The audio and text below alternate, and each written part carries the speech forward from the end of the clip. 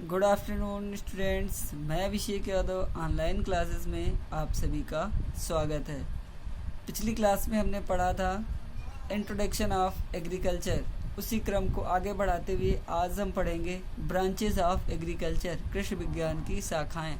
तो आइए देखते हैं कुछ मुख्य कृषि विज्ञान की शाखाएं। एग्रोनॉमी सस्य विज्ञान, हॉर्टिकल्चर उद्यान विज्ञान, एनिमल हस्बेंड्री पशुपालन, सॉयल साइंस मृदा विज्ञान, होम साइंस गृह विज्ञान, एग्रीकल्चर इकोनॉमिक्स कृषि अर्थशास्त्र, एंटमोलॉजी कीट विज्ञान, प्लांट पैथोलॉजी पादप रोग विज्ञान, फॉरेस्ट्री वन विज्ञान या वानिकी, एपीकल्चर मधुमक्खी पालन, फिशरी साइंस मछली पालन, सेरीकल्चर रेशम कीट पालन।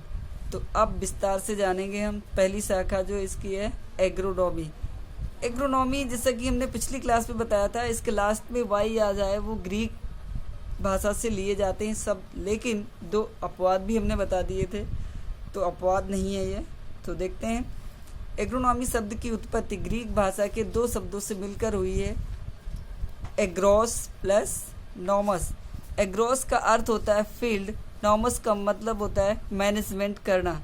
फील्ड का हिंदी अर्थ होता है खेत, मैनेजमेंट का होता है प्रबंध करना या प्रबंधन करना।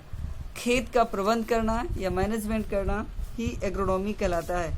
तो इसकी परिभाषा देखते हैं। सस्य विज्ञान कृषि विज्ञान की वह शाखा है जिसमें अनाज, दलहन, तिलहन, रेशे वाली नकदी फसलों के प्रबंधन किया जाता है। अथवा दूसरी परिभाषा, सस्य विज्ञान कृषि विज्ञान की वह शाखा है जिसमें मृदा प्रबंधन या मृदा प्रबंध तथा फसलों उत्पादन के सिद्धांतों एवं क्रियाओं का अध्ययन किया जाता है। एक और परिभाषा इसकी है, वैज्ञानिक फसलों उत्पादन तथा भूमि प्रबंध के अध्ययन को सस्य विज्ञान कहते हैं। क्या कहते हैं? सस्य विज्ञान। तो इस एग्रोनॉमी के विषय में हम इसमें जैसे कि हमने पढ़ा था, जिसमें अनाज का मतलब ऐसी फसलें जिसे मनुष्य अपने अनाज के रूप में यूज करता है, जैसे गेहूं, चावल, जौ, ये अनाज वाली फसलें हो गई। मक्का, ज्वार, बाजरा, ये सारी। दलहन के अंतर्गत दलहनी फसलें आती हैं, उनकी दाल बनती हो या ना बनती हो, जैसे बरसीम की दाल नहीं बनती लेकिन वो दलहनी चारा है, दलहन में आती है। अरहर है, चना है, मटर है, मसूर है, ये हमारी दलहनी फसलें हैं। इनका भी अध्ययन सस्य विज्ञान के अंतर्गत ही किया जाता है या एग्रोनॉमी में ही पढ़ते हैं। तिलहन तेल वाली फसलें, सूरजमुखी, सरसों, तिल, अलसी आदि। रेशे वाली फसलें जूट, कपास, ये हो गई। नकदी फसलें आज हम पढ़ेंगे विस्तार से। नकदी फसलें क्या होती हैं? कुछ लोग कंफ्यूज रहते हैं कि सर नकदी फसलें कौन सी होती हैं? सारी क्रॉप्स तो होती हैं नकदी फसलें, सबको हम नगद बेच सकते हैं, तुरंत पैसा प्राप्त कर सकते हैं, ऐसा नहीं होता है।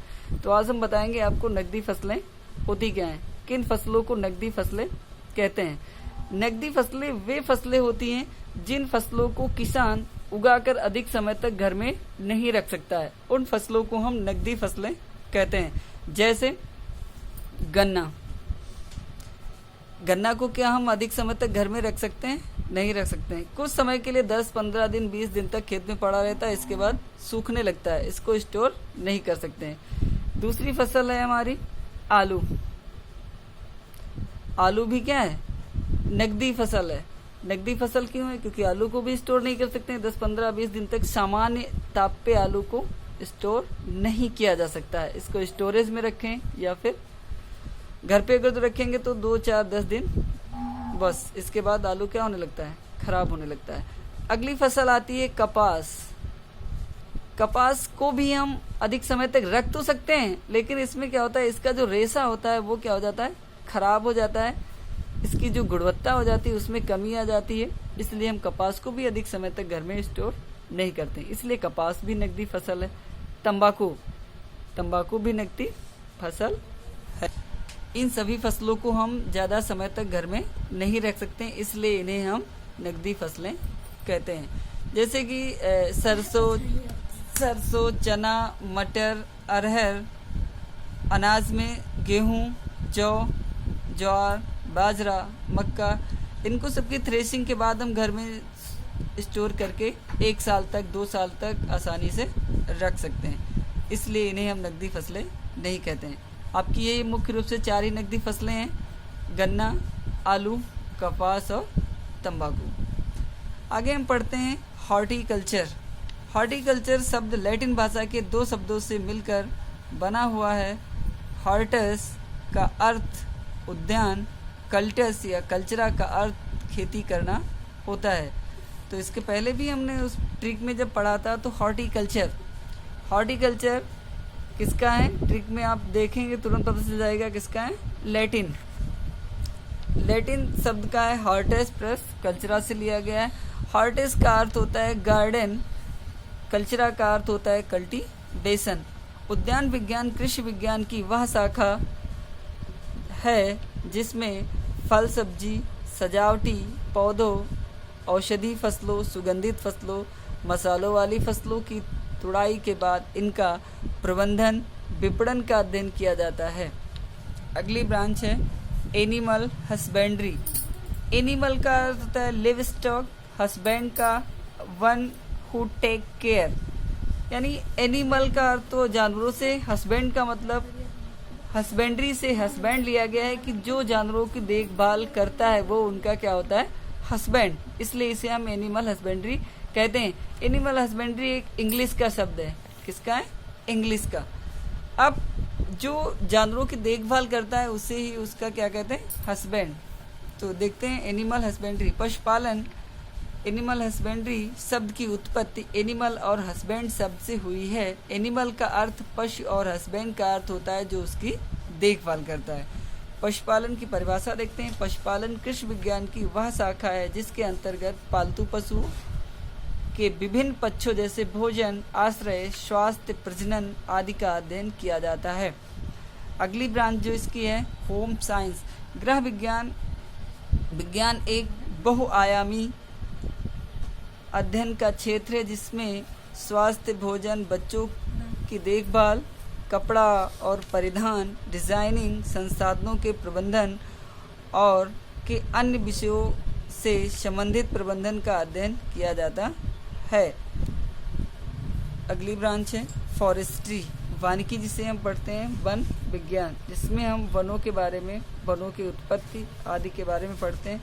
वानिकी। फॉरेस्ट्री शब्द की उत्पत्ति फ्रेंच भाषा के फॉरेस्ट शब्द से हुई है जिसका अर्थ वुडेड कंट्री है। परिभाषा देखते हैं। वनों का सृजन, प्रबंधन, उपयोग एवं संरक्षण को विधि को वानिकी या फॉरेस्ट्री कहा जाता है। यह विज्ञान, कला और कारीगरी का मिश्रण है। अगली ब्रांच पढ़ते हैं एग्रीकल्चर इंजीनियरिंग, कृषि अभियंत्रण। यह इंजीनियरिंग की शाखा है जिसमें कृषि मशीनरी के डिजाइन, मृदा प्रबंधन, भूमि विकास, यंत्रीकरण और पशुपालन के स्वचालन के साथ साथ खेती में कुशल बुआई व रोपण, कटाई, भंडारण और प्रसंस्करण के लिए उच्च तकनीक तैयार करने का अध्ययन किया जाता है। अगली शाखा है एपीकल्चर, मधुमक्खी पालन। 2 लैटिन शब्दों से मिलकर बना हुआ है।